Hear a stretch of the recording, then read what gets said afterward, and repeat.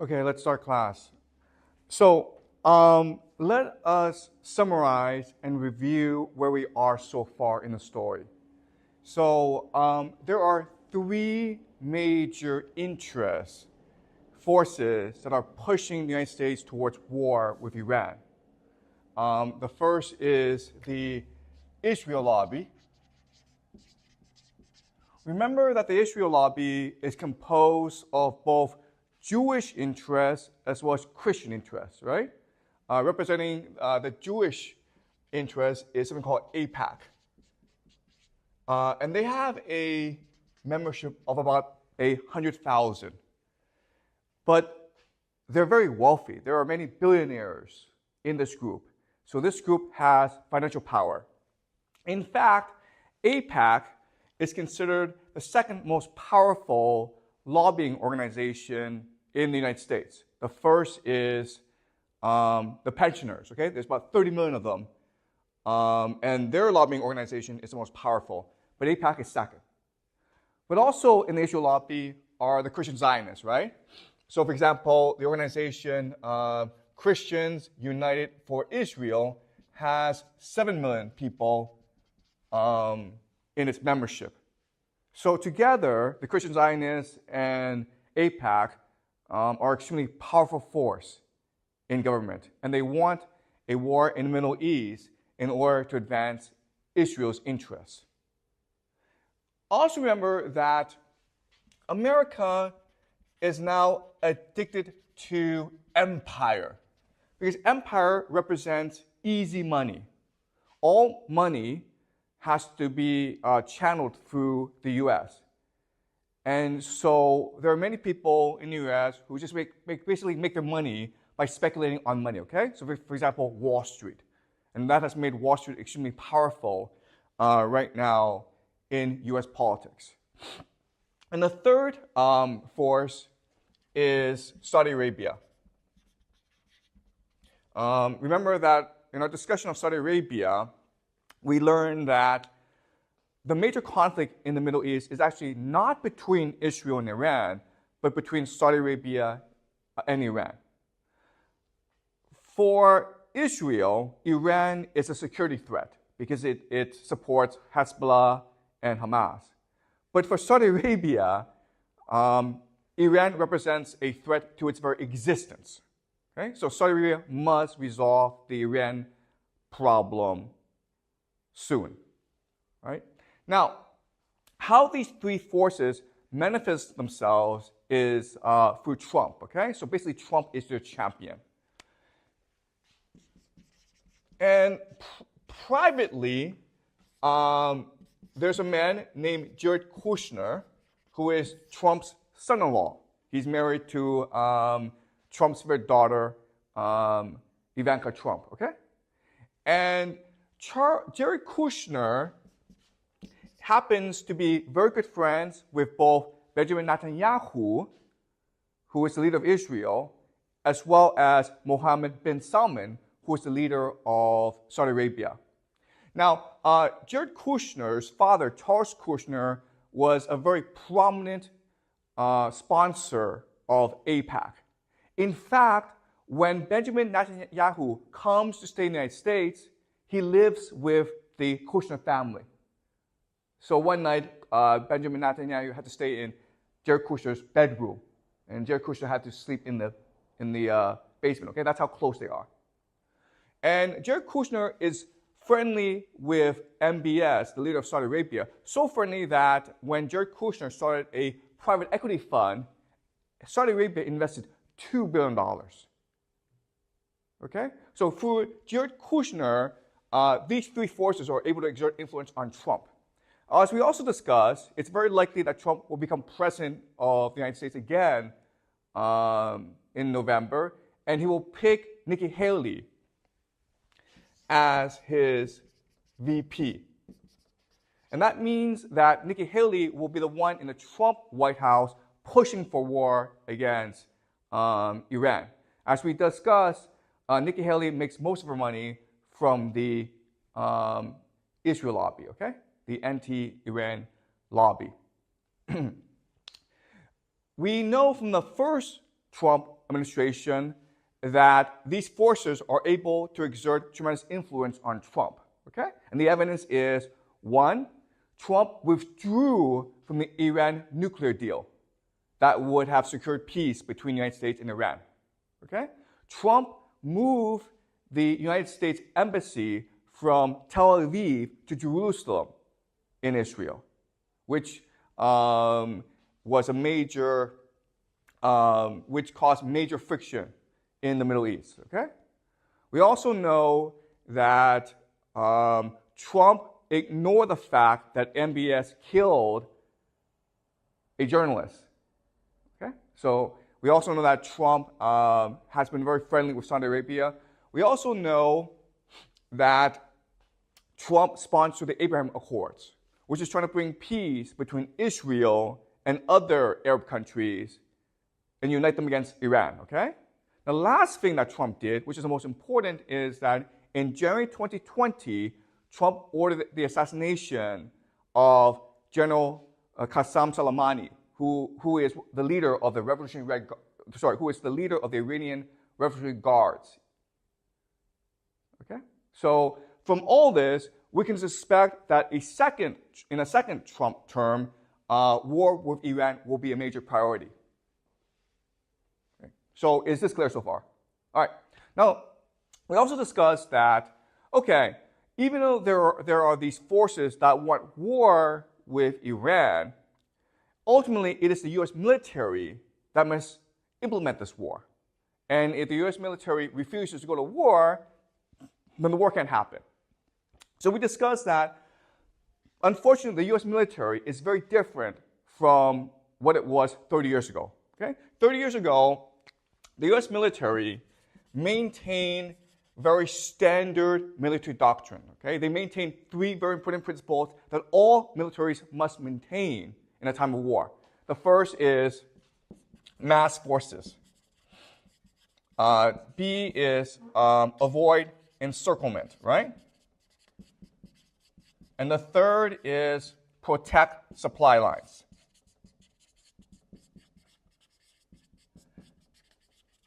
Now, the important idea is that when you fight a war like this, okay, which is traditional warfare, you must have the consent of the public, okay? Because it is the public that sends soldiers, that provides money, that gives you political support. But in 2003, the U.S. military changed its military doctrine to one of shock and awe. Okay? And what shock and awe means is that you don't have to follow these three principles anymore. You can use air supremacy. You also have technological omniscience.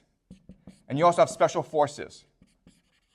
And this allows you to fight wars cheaply, quickly, and decisively so that you no longer need public political support for fighting wars.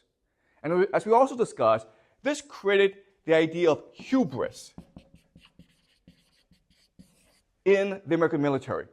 So the American military, because of the 2003 war in Iraq, are confident they can win any war, any place, against any enemy. We know that this doctrine is actually not true. And we know because of something called Operation Prosperity Guardian. Okay? So a few months ago, the Houthis, which are a rebel group in Yemen, they started to attack ships in the Red Sea. Okay? And a lot of trade goes through the Red Sea. So the American military dispatched a massive naval force against the Houthis. Were the Americans able to defeat the Houthis? No, they were not. And so what are the Americans going to do about it? What can they do about the Houthis? What's the solution to this problem? You have these pirates, the Houthis, going around and attacking these ships, which is affecting international commerce. And that's why inflation is such a huge problem right now in the world. So what's the American military going to do about this? What can they do about this? The answer is nothing. Okay? The American military has no solution. Why? Because they don't have the forces necessary in order to undertake an operation against the Houthis. They have special forces, they have air supremacy, and they have technological omniscience, satellites, but they don't have infantry. They don't have lots and lots of ships. Therefore, they cannot stop the Houthis. Okay?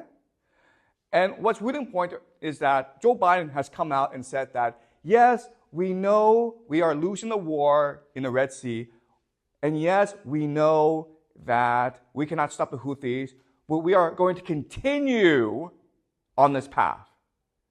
Okay? Does that make sense? And this is the idea of hubris. Not knowing your limitations.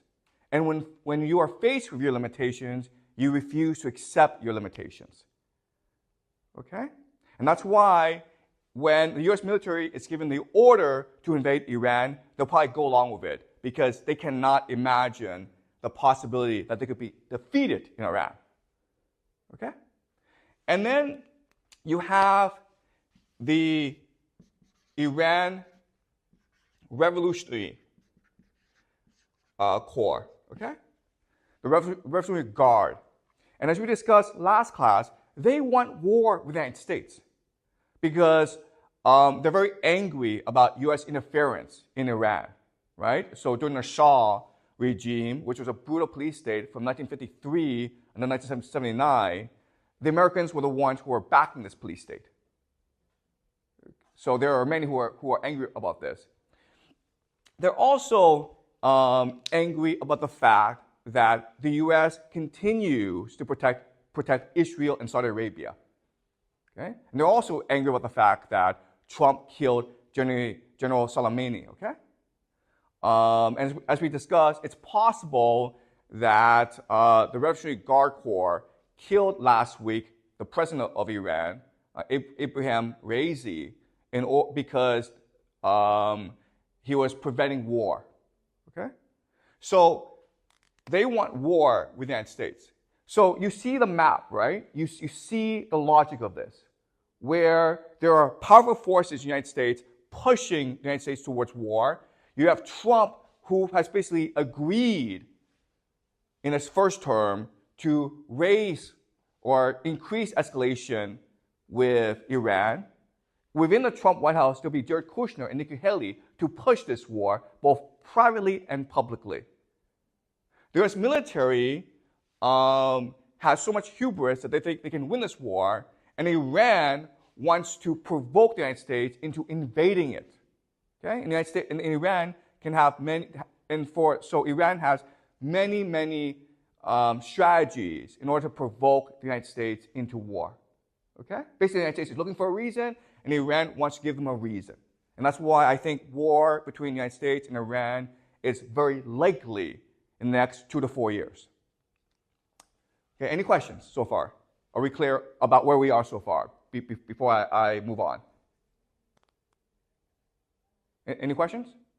Okay, so now let's talk about the actual war. So here, most of this is speculation, okay?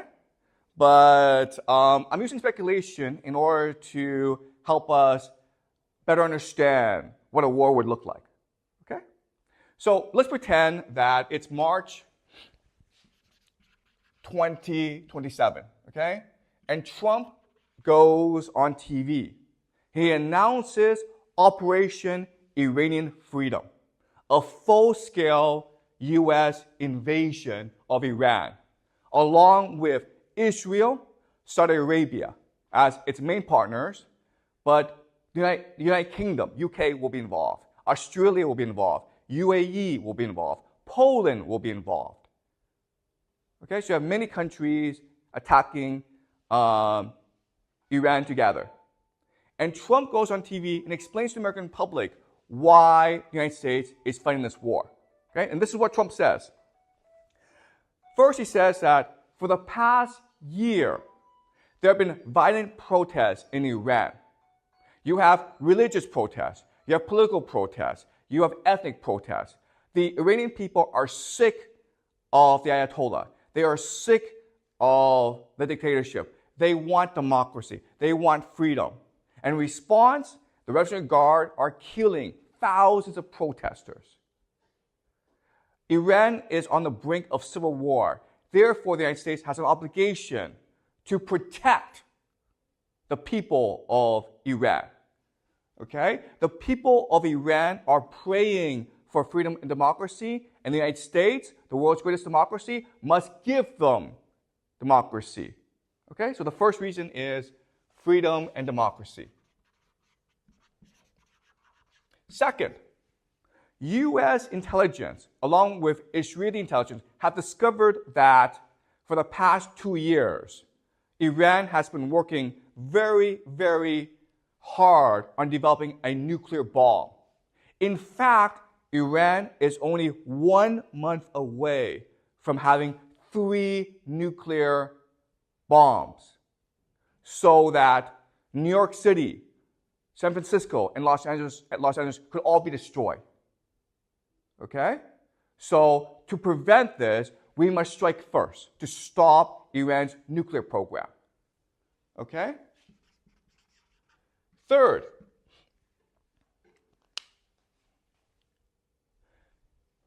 Iranian proxies, the Houthis, Hezbollah, many groups, have been disrupting shipping in the Middle East, in both the Red Sea and the Strait of Hormuz. 40% of the world's oil passes through that region, mainly to East Asia, China, Japan, South Korea. Our global prosperity is at stake. We must go to war to protect these shipping lanes and ensure that the oil goes to China, Japan, and South Korea so that they can continue their economic prosperity. So the United States, as the world hegemon, has a responsibility to protect global prosperity. Okay? 4, Iran has been launching attacks against our allies, Saudi Arabia and Israel. Hezbollah has been violently attacking Israel, killing dozens of Israelis, innocent Israelis. The Houthis have been attacking Saudi Arabia oil fields, damaging the economy. We have an obligation to protect our allies, our friends in the Middle East, okay? And the last reason is we know for a fact that the Iranian Revolutionary Guard Corps is a sponsor of terrorism. Last week, in a mall, there were gunmen who went and killed 107 people. Our intelligence says that it was most definitely an Iranian operation. Okay? So for these 5 reasons, we have decided to invade Iran. But don't worry, this invasion will be successful because we have a lot of allies. The UK, Israel, Saudi Arabia, all friends, will be part of this operation. Our special forces are already in the country looking for their air bases and their missiles. We can knock them out at the beginning of the war. Also, we have been in contact with Iranian opposition groups. They want to overthrow the regime. And when we help them, they will install democracy in the country. Our American military is the greatest in the world. In 1991, our military defeated Saddam Hussein in 100 hours. In 2003, our military defeated Saddam Hussein in less than 3 weeks. To prove that we are the greatest in the world, we will defeat Iran in only 2 weeks. So do not worry. We will be strong in protecting democracy, freedom, and global prosperity. Okay? So that's what Donald Trump will say to the people of the United States. Okay? And of course, you're going to have large-scale protests throughout the country opposing this war. But most people in the country will support this war. Okay? All right. So after the speech, the operation is launched. And on TV, we'll watch this on TV and the internet together, on YouTube together, okay? And we'll be so impressed by the power of the US military. This is Iran. This is the Strait of Hormuz. Saudi Arabia. Israel is here. Red Sea is here. Iraq is here. Okay? So, in the Strait of Hormuz comes the USS Gerald R. Ford. It's a $13 billion super carrier. Okay? This thing is designed to destroy countries. It is now prowling the Strait of Hormuz to ensure that shipping is safe. America establishes air supremacy very quickly, okay? Meaning that it has complete control over the skies. Nothing can move in the skies without America detection. Okay? And then a massive invasion force is sent to Iran in the south. 100,000 US troops land. Maybe 200,000 Saudi Arabia troops land, okay? Maybe you have 200,000 to 500,000 troops in Iran. And they are about to strike Tehran in the north, okay? So in the south, the United States and its allies have established a foothold. They have a huge presence in the country, and they're about to attack Tehran, okay? All right. Do you understand what has happened? Okay. Now I want to ask you this question. At this point, I think the war has been decided. Who has won the war? America has established air supremacy. It controls the skies. U.S. Navy controls the seas. You have 100,000 U.S. troops in country ready to strike Tehran. The war has been decided. Who has won the war?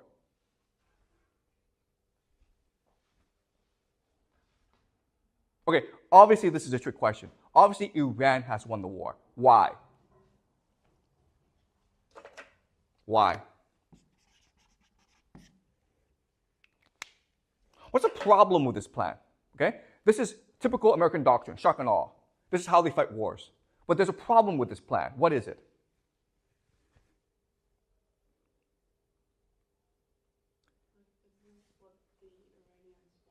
Why would the Iranians want this?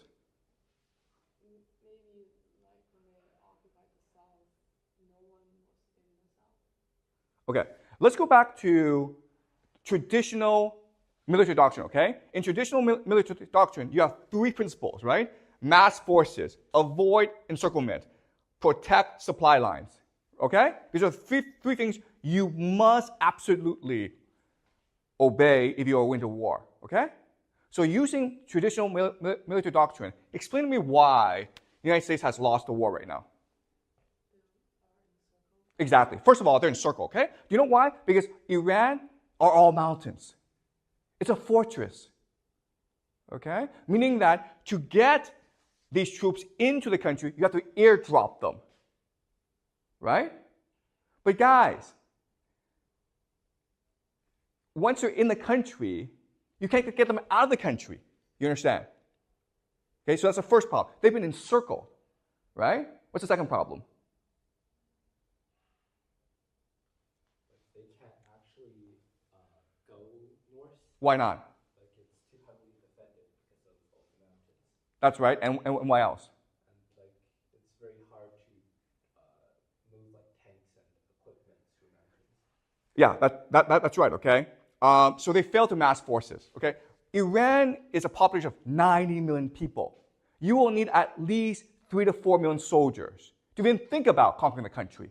They've got 100,000 in this country, okay? And as Jack says, you can't move tanks through mountains. They're not designed for mountain warfare. What are you going to do? Okay? So they can't mass forces, and they've been encircled, and what else is a problem? And this is the biggest problem. Exactly. They cannot be resupplied, okay? They have no supply lines. For them to be resupplied, airplanes have to drop ammunition, food, into the country. But again, Iran is all mountains. So it's very easy for Iranians to shoot down the airplanes. Does that make sense? When you pass through mountains, you can't see what's on the ground. A random guy with a rocket launcher can just shoot down the helicopter, okay? Which is what the Afghans did against the Soviets in the Afghanistan war. And that's why the Soviets lost the war. A drone can take down any airplanes, okay? So, in other words, these guys are trapped. You think they're soldiers, but they're not. What they really are hostages. Okay?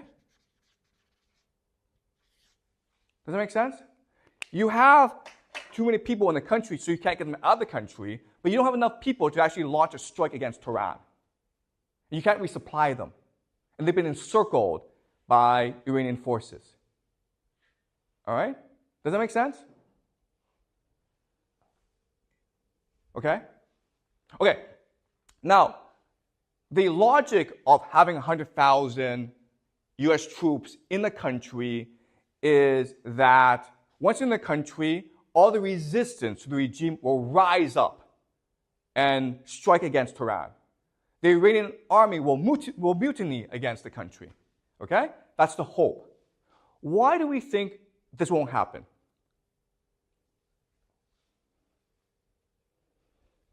Why won't the Iranians revolt against their government?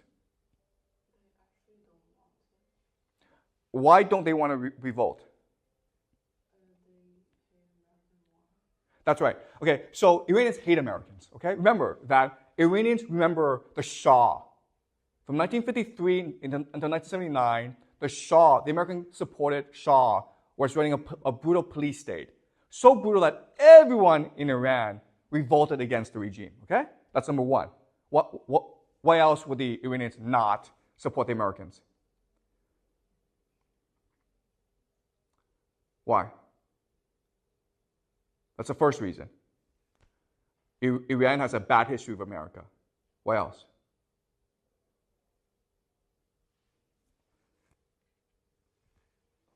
Guys, which country is next door? What happened in Iraq? America destroyed Iraq, right? From 2003 into 2011, America was there destroying the country.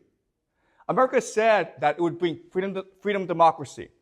It would bring prosperity. It would bring wealth. But instead, it just destroyed the country.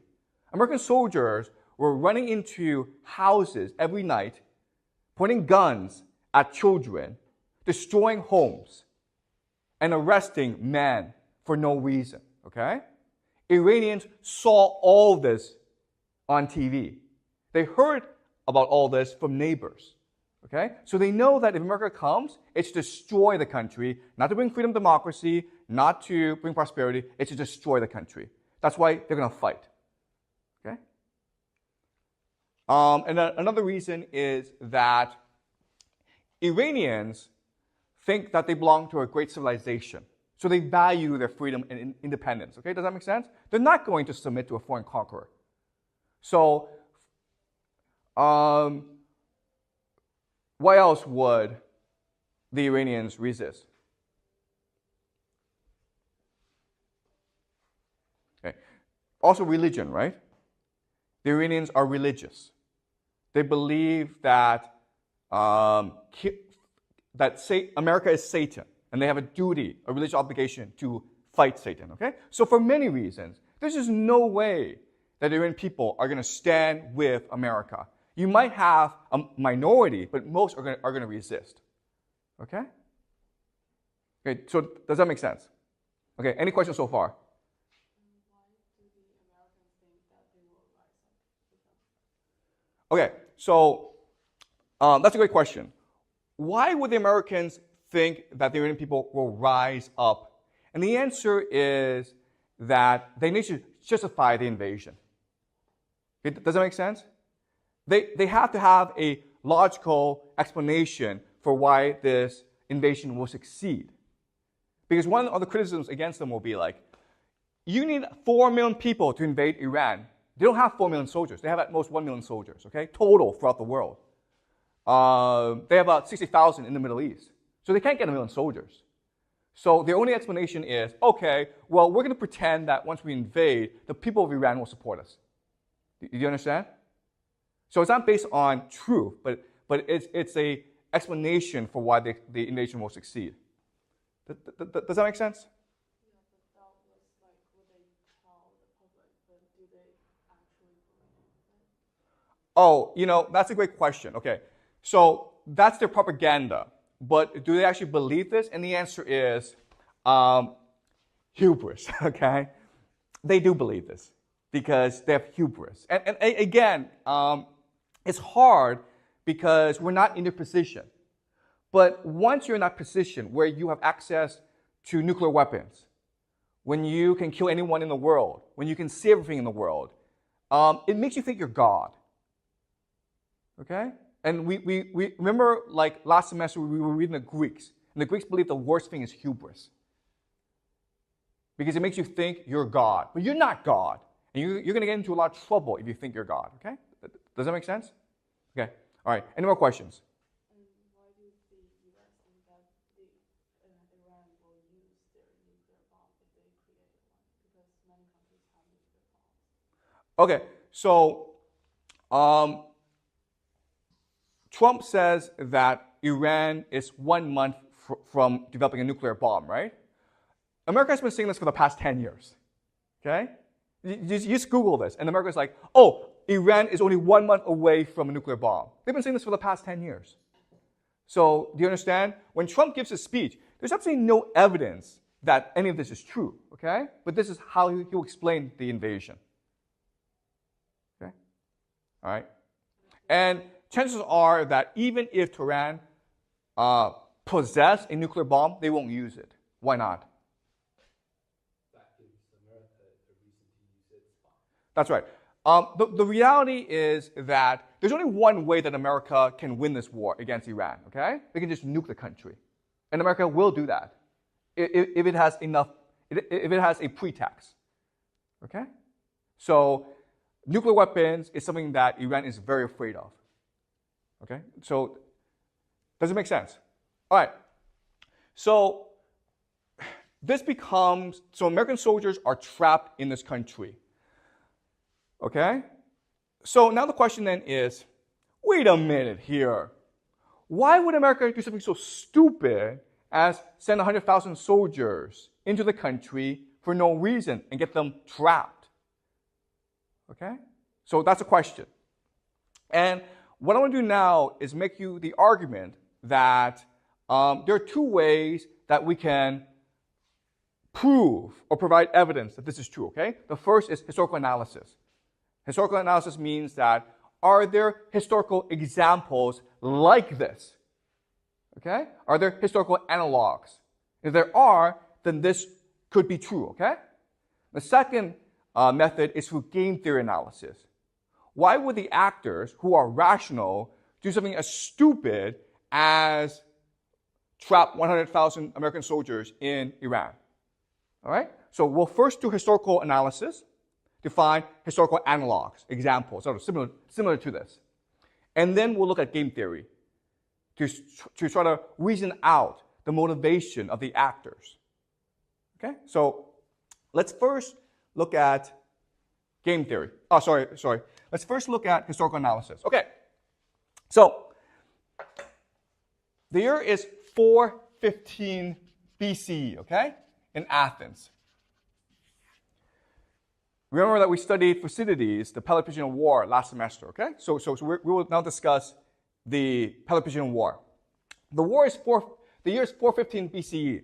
And for the past 17 years, Athens have been fighting a brutal war against Sparta, okay? It's a stalemate.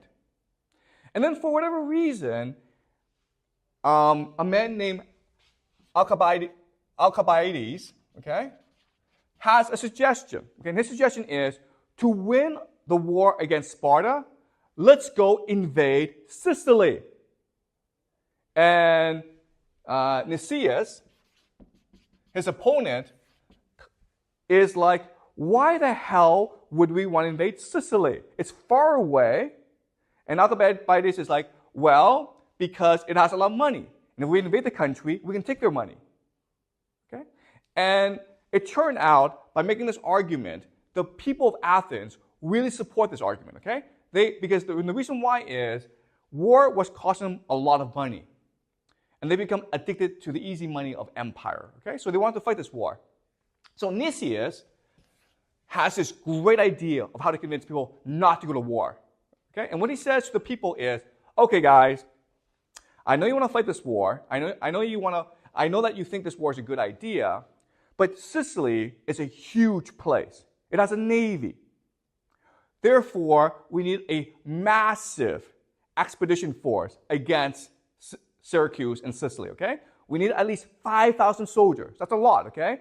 Because the total Athenian population is about 50,000 people, okay? 5,000 soldiers is a lot for Athens. And we need about 100 ships. And the idea is, Nicias is trying to scare people into not agreeing to not fight, okay? That's the idea. The Athenians say, that's a great idea.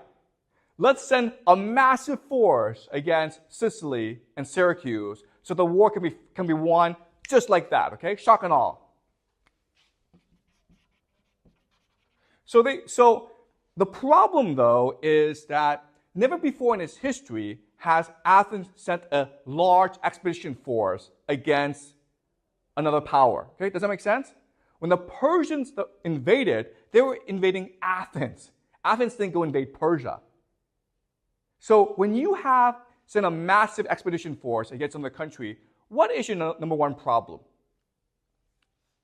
What is the thing that you must resolve? But the Athenians didn't really think about it because they had absolutely no experience in fighting a foreign war.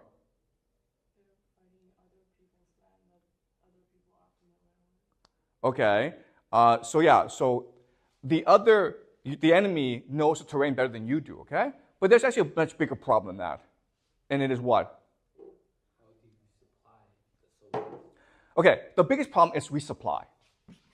And this is something that the Athenians didn't think about because they never thought, they never fought a war like this before, okay? So they sent this huge expedition against Sicily. And Syracuse, which was a naval power, were surprised because they were like, why would the Athenians want to invade us? Okay? So for the first year, the Athenians were destroying the Syracuse army. And the Syracuse army had to retreat back into their city, okay? And so the Athenians laid siege to the city. Okay, the Athenians, Syracuse is here, the Athenians are here. And the Athenians control the sea, right? Okay? So this situation is very similar to this situation, okay? Do you understand? But then what happened was that the Athenians couldn't resupply themselves. And the reason why is Syracuse had also had a navy, and they could stop the Athenian navy from resupplying the Athenian troops. And therefore, the Athenian army was wiped out in Sicily. And this caused the Athenians to ultimately lose the war against Sparta, and it caused the Athenian empire to collapse. Okay? Do you understand? And again, historians have been trying to figure out for a long time why the Athenians would do such a stupid thing as to send a huge army against Syracuse. Because the risk of failure was catastrophic. Okay? And the only answer is, well, the Athenians had hubris, okay? They never really lost the war, and they had become addicted to empire, which is the same situation America finds itself in today. Okay? Does that make sense, guys? All right? So this has happened before in history, when the Athenians invaded Sicily and lost to Syracuse. Their entire army was wiped out in Syracuse, okay? Because they couldn't resupply their army. Does that make sense? All right. The second example we can look at is the Vietnam War. So in the beginning of 1960, okay, in the beginning of the decade, most Americans have never heard of a country called Vietnam. Okay? Most Americans didn't know what it was, didn't know where it was, okay? By the end of the decade, in 1969, 500,000 American soldiers were in the country, destroying everything, okay? But also getting destroyed themselves. 58,000 US soldiers died in Vietnam. So the question then is, how did this happen? Why would this happen? 1960, Vietnam was a distant country no one's ever heard of. By the end of the decade, 500,000 US soldiers were in country fighting this war against an enemy they really didn't know. Okay? In 1971, the Pentagon Papers came out. And the Pentagon Papers was a history of America's involvement in the Vietnam War dating back to the 1950s, okay? And it made 3 major points. The first point is that American leadership, military leadership, has been expanding the war in Vietnam without public knowledge, okay? This is what we call mission creep. So maybe at first they sent some observers to the country, then they sent some advisors, then trainers, then soldiers, okay? So mission creep. Slowly over time, things escalate. And you don't really understand why things escalate, but they do, okay? Second point is that American leadership, from very early on, knew the war was unwinnable.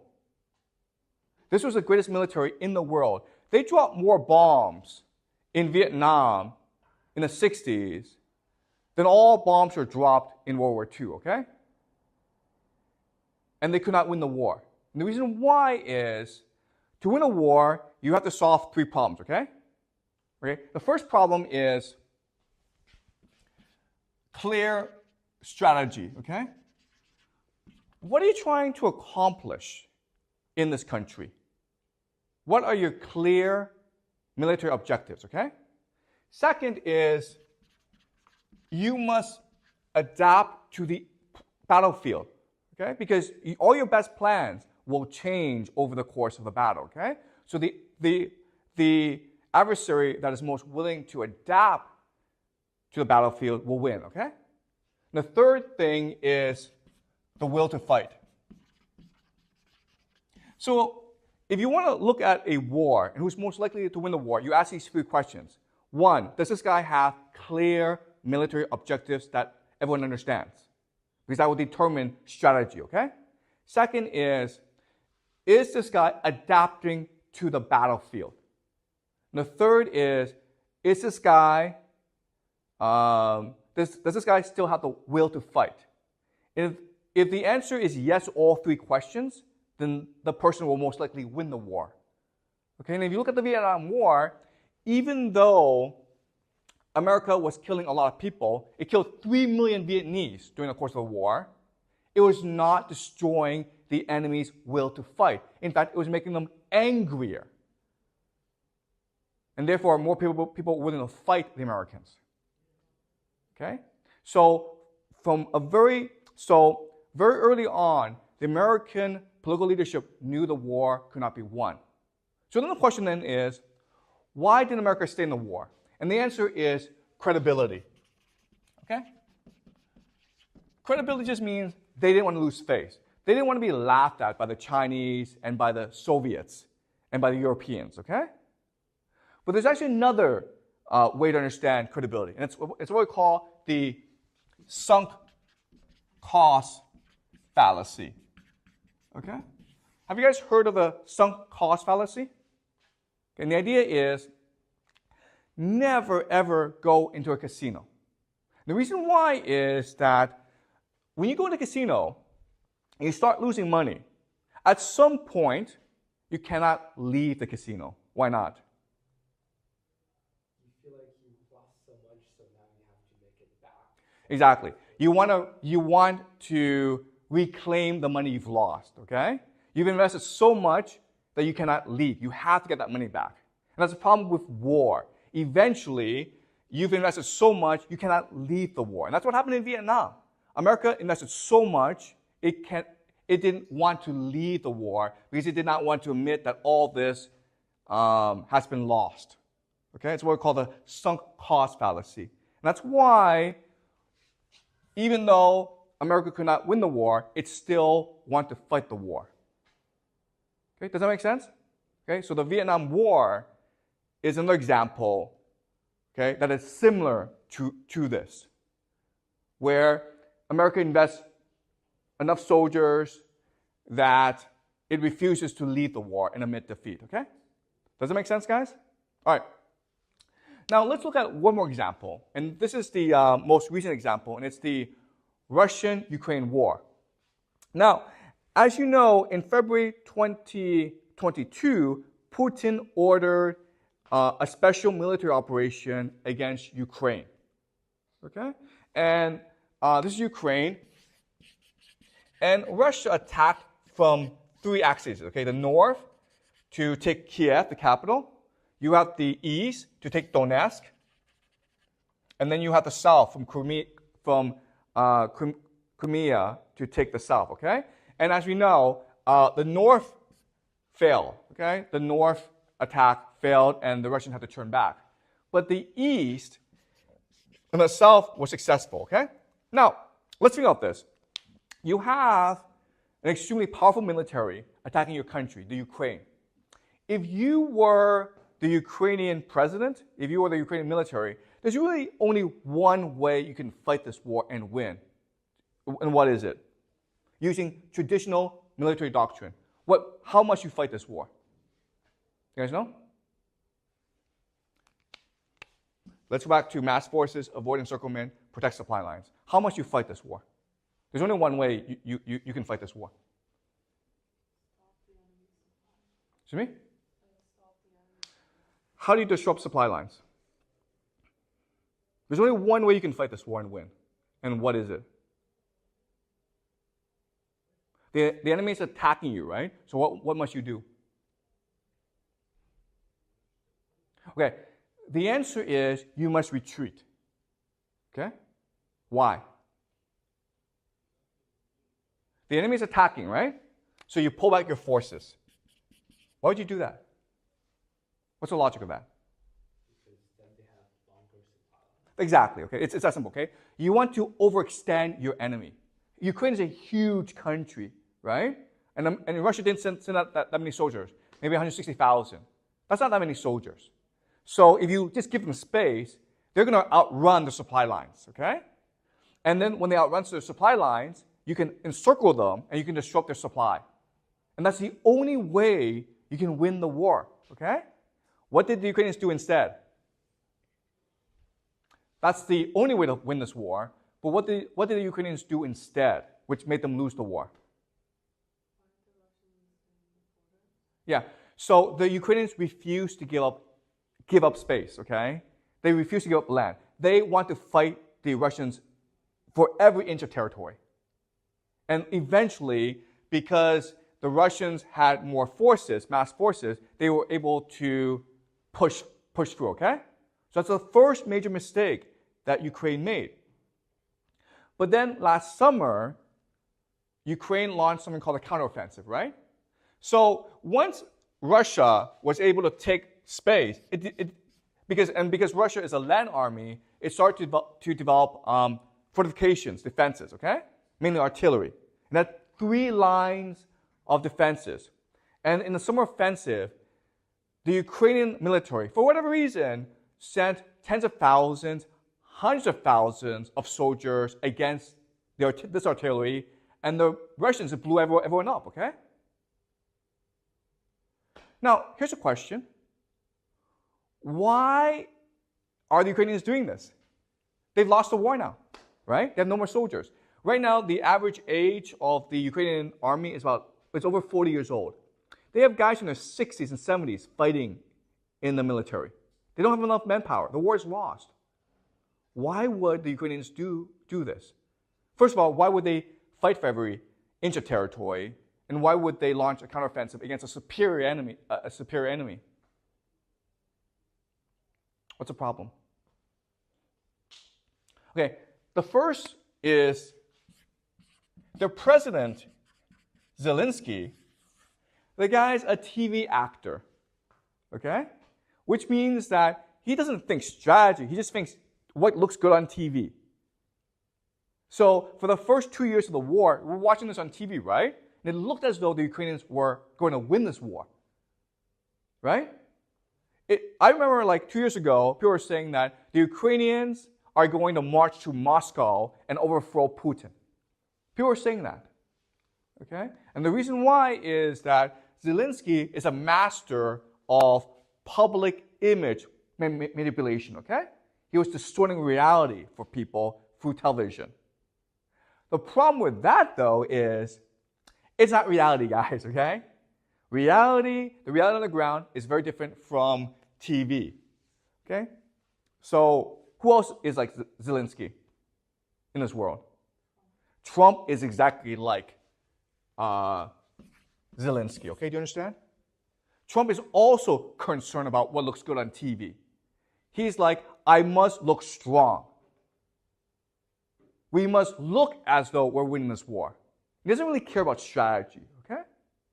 So, because of this, it's very likely that he orders a land invasion of Iran because it would look good on TV, okay? So, the problem with Zelensky is he cared about what looked good as opposed to actually what actually worked, okay? But you also have other problems, like you have extremists in the Ukrainian military, okay? And guys, these extremists, they're Nazis, they're neo-Nazis. And so the traditional understanding of Nazis are people who kill Jews, okay? But the Russians don't understand Nazis that way because remember, Germany and the Soviet Union fought this war. So the Russians understood Nazis to be enemies of Russia who want to kill Russians. And there were many neo-Nazis in Ukraine. They hate Russia. They want to kill as many Russians as possible. Okay? And they're the ones who are pushing for as much war as possible.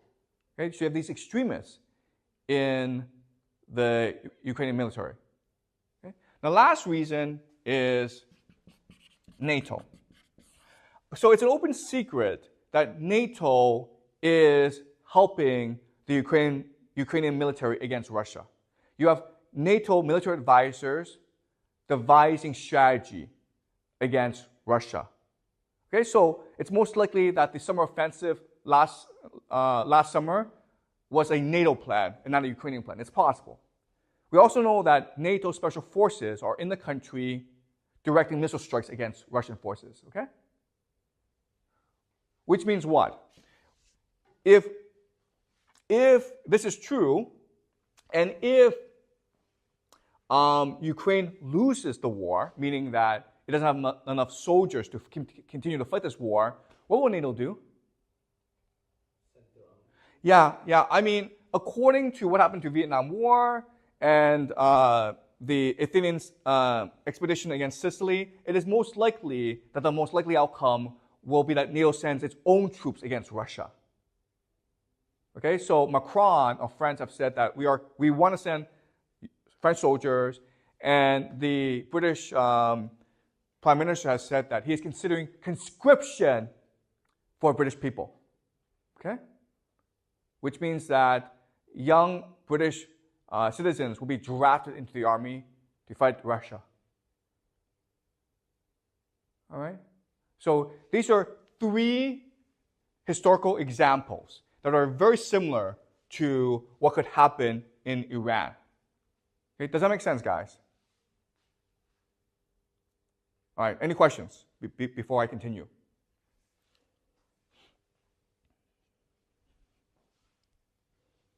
All right, is this clear so far? All right, now let's use another mode of analysis called game theory analysis, okay? And this is what I've been teaching you this semester. And the idea is that society, what happens in the real world, is a game among human beings.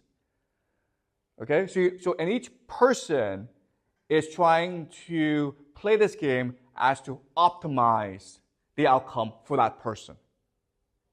Okay, so the question then is, why would the United States send 100,000 troops into Iran.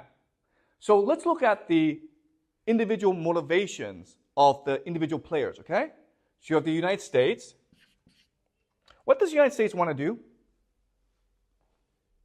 What does it want to do? By doing what?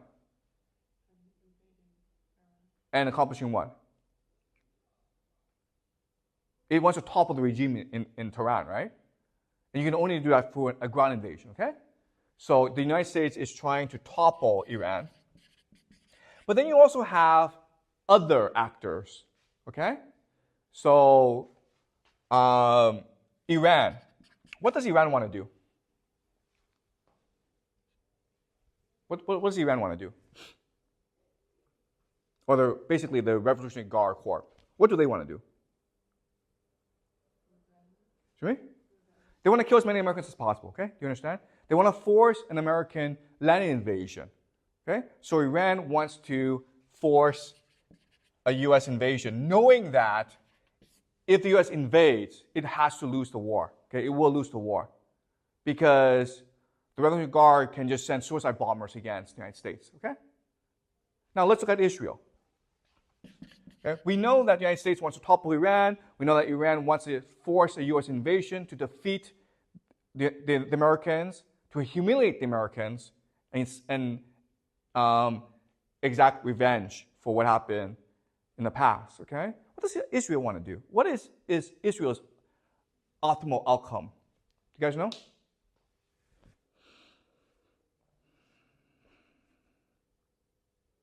If you're Israel, what do you want to happen?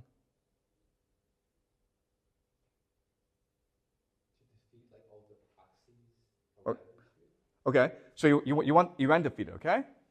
And then what do you want to happen? You want Iran defeated, you want the proxies defeated, and then what do you want to happen?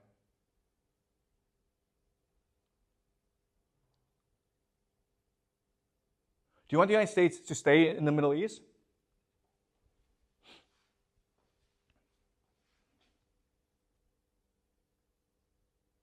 What happens if the United States and Iran both lose the war? I mean, Iran is destroyed as a country, the United States is destroyed as a military presence in the Middle East. What would happen?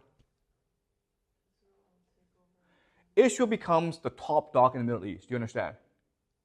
Okay? Israel can now control the entire Middle East. So the optimal outcome for Israel is Iran and the United States are both destroyed. Okay? Do you understand? How about Saudi Arabia? What is their optimal outcome? Exactly the same as Israel. Exactly. Okay? Do you understand? Okay? Which will leave the Middle East to Saudi Arabia and Israel, but Israel is a far superior military than Saudi Arabia. Okay? Remember, it's very easy to blow up Saudi Arabia. They have oil fields. Okay? Not that easy to blow up Israel. So Israel becomes the top dog. Do you understand game theory? In other words, all the major participants want an invasion of Iran. Okay?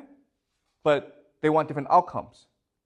And Saudi Arabia and Israel most benefit if this situation happens, where you have 100,000 U.S. troops in the country and they can't get out, okay? Because it becomes sunk cost fallacy. The United States can only pour in more soldiers. Okay, does that make sense? All right. So is this clear to you guys? Okay? You can either use historical analysis to get to this outcome, but you can also use game theory to get to this outcome. Any questions so far? Under what circumstances will the U.S. use nuclear bombs? Okay, great, okay. So Celine asked the most pivotal question, okay? The United States has nuclear weapons, which is its ultimate trump card, right? So what Trump can say to Tehran is like, I have 100,000 troops in the country. You have to let them go, or I will nuke you. Okay? Do you understand? Trump can say that. Listen, I'm Trump. I'm Donald Trump. I need to look strong. I have 100,000 troops in the country. I can't get them out of the country. So he says to Tehran, you either let them go, okay? You either guarantee him safe passage out of the country, or I will nuke you. right? So that's what will happen. That is what Donald Trump will do. Once the situation arises,